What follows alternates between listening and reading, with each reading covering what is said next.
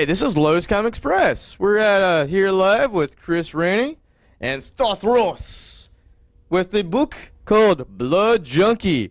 He's gonna eat it now. Now, with that in mind, let's go right to the point.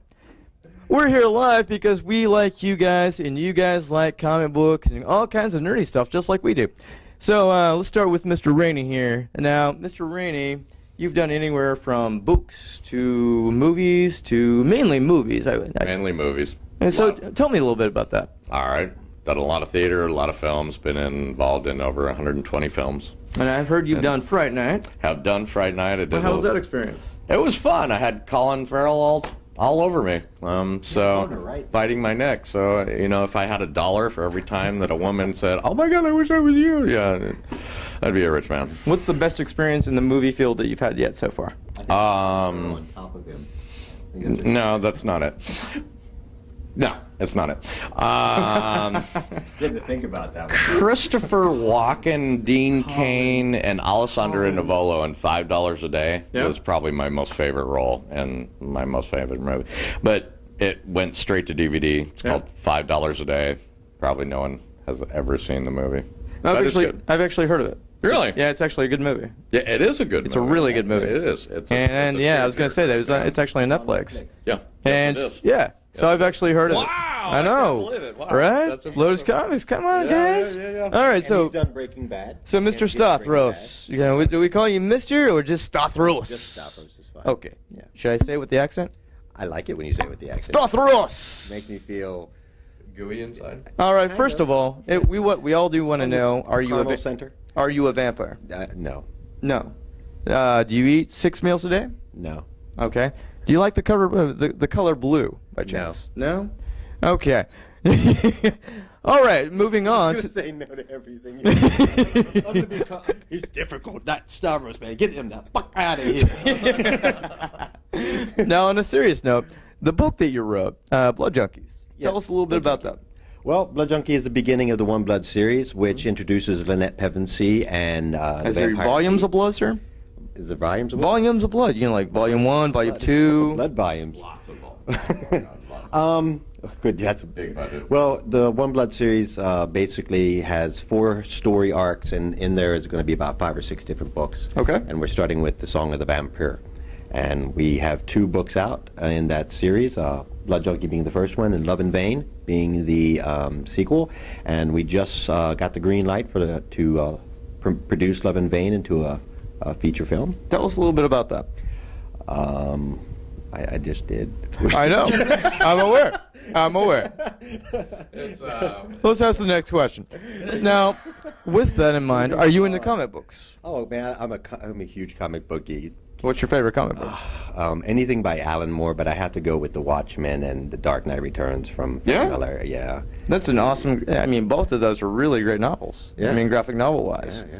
So I mean, you know, a lot of people, they ask traditional questions like, "What are you into? What do you guys want to talk about? What are you into as far as the movies go?" But on the offset of writing the book and doing the movies, what do you guys do with your time? I read comic books, believe it or not. Well, I mean, tell us a little bit about some of your hobbies. Are you into music or? I'm a musician. I'm a painter as well. I'm a photographer. Okay. I do a lot of I do graphic design. So you know, I play in Photoshop, watch a lot of movies. Yeah. Love horror. You know. I really do. And how about you, Mr. Ranney? I like movies, and I watch them. If I'm not in them, I'm watching them. Now, see, I'm exactly the same way as with you. I'm a huge movie watcher when that comes to stuff like that. Yeah. And I've seen the movie that you're talking about, and the movie. That amazes me. Well, then I have a question. What was the last movie you saw? The last movie I saw, V for Vendetta. Oh, great. Yeah. That was a fairly good transition. It's a very good transition. Hugo Weaving was amazing in it. Yep. I was really impressed by the cinematography. Really? Yeah, I know, right? Wow. So was I. Yeah, I was really impressed by that. But at the same time, they stuck to the actual storyline to most of the book. Do most of it, yeah. They tweaked the end a little bit. Yeah, but they didn't skew off. No. I mean, most, you know, if you're watching normal graphic novels, because most, you know, like most of the time when I'm reading, I visualize this stuff in my head as, you know, like any normal read would be. But I mean, it's like when I was reading V for Vendetta and then I saw the movie, I was pretty impressed on how that turned out. Yeah. And most of these comic book movies, I hate to say it, and I love comics. I'm an advocate of comic books, but most of the movie to book or book to movie is a little skewed. So, you know, because there's always a different perspective that's going on. Or you could do something like they did in Spider-Man 3, where you take a dramatic sequence and give it a dance scene. I was gonna say that too, man. Dance, you know, yeah, exactly. Which is not a good thing Break for out in any. song. Right. And break out in song, which, you know, then they created, what, Spider-Man the musical later Oh on? my So. God.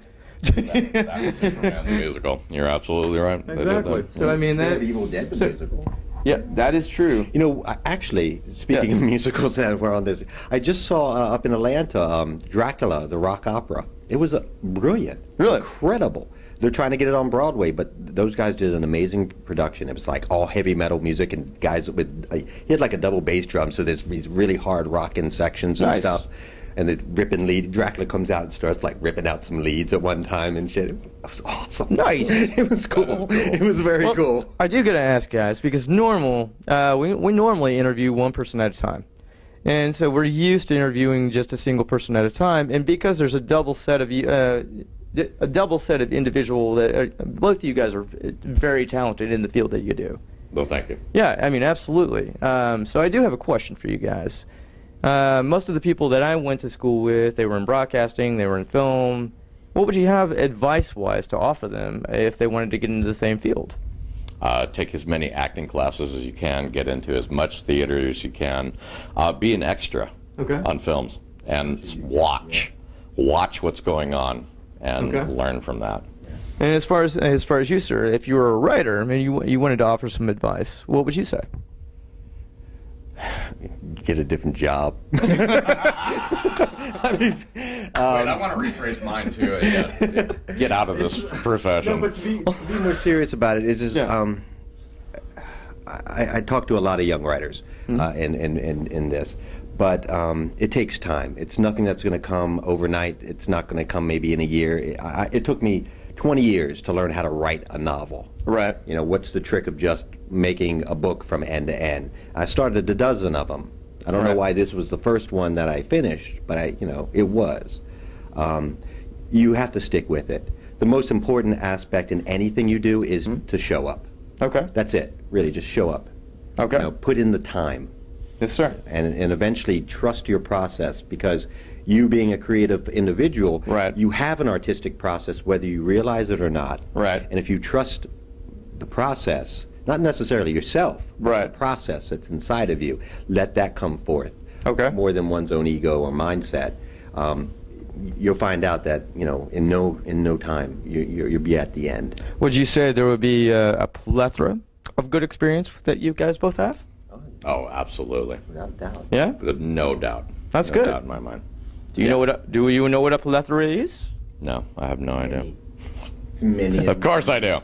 It's a plethora of how many films I've been on. I love that movie, guys. I love that movie, guys. But here's something we haven't talked about. Yes, sir. He asked if we were vampires, and we're all sporting teeth.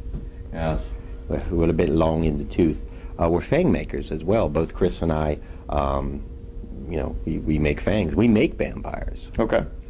That's awesome. And that, it's pretty cool. So special effects. Yes, we do special effects. Okay, so you guys also, along with your writing and the film acting, you guys actually do a lot of special effects. Can you give us a little bit of, for the people that don't know you guys very well, give us a couple titles that maybe we could actually go watch and go see, so we can actually support you guys.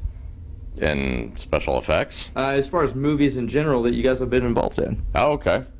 All right, $5 a day. Fright Night, Breaking Bad. Boys of Abu Ghraib. Sean Astin. I just talked with him today, and we buddied it up for a little bit. But yeah, Sean Astin is an amazing actor, man. He is, and he's an amazing guy. Yeah, he's absolutely amazing in the fact that what he does is just. I mean, like I've seen him in Alphas, I've seen him in Franklin and Bash, all the way back into Rudy, the Goonies.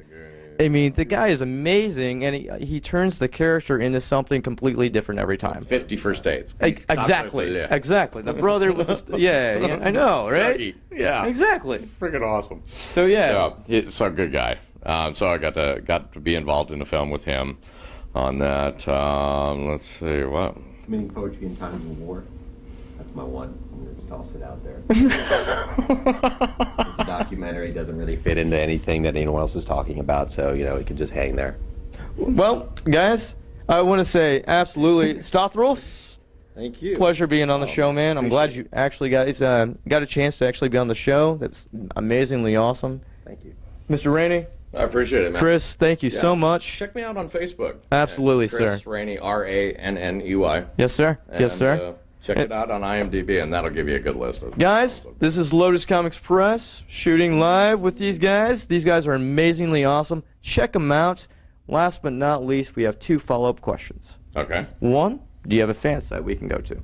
Oh, yeah. Oh, is this my cue that I was supposed to take? Okay. Facebook. Just look me up on Facebook. Just look you up on Facebook. Yep. How about you, sir? Well, KS Custom Fangs. Okay. On Facebook. Yeah. And We'll make sure to put that on there as well for you, sir. Please. Thank you. And bite me really hard. And www.bitemereallyhard. last but not least, we got to ask, what is your favorite superpower, guys? Wow. My favorite superpower. I'm prepared for this. Really? Go to him first. We'd like to know. My favorite superpower. Well, why Lex Luthor over here thinks about it? Right. With the bald head over there. Big, broad brain. What would you choose? My favorite superpower is money. Because you know what? Batman can do fucking everything. He can fly. He's strong. He has stealth. He's almost invisible. I'm on he the can same page kick with you. anybody out. Super intelligent. Boom. Yes, missed that. You, sir? Can I copy that as well? I don't know if you can. You can't copy it. Once the answer is derived, you cannot copy the answer. Batman. You can't Do you talk have to Batman. Do you have an answer that's going to double the points? No, not at all. Spider-Man? Oh, you mean a superpower? I'd have to say flight. Because, What? Yeah. That's totally. actually mine. Totally flight. Yeah, I was going to say the same thing. Yeah. Well, guys, this is Lotus Comics. You've heard it here first. Mr. Ranney Stavros. And we will make sure to keep you guys updated with what they're currently doing. Come check us out. Geek Out Online. LotusComics.com. We'll see you next time. Bye-bye.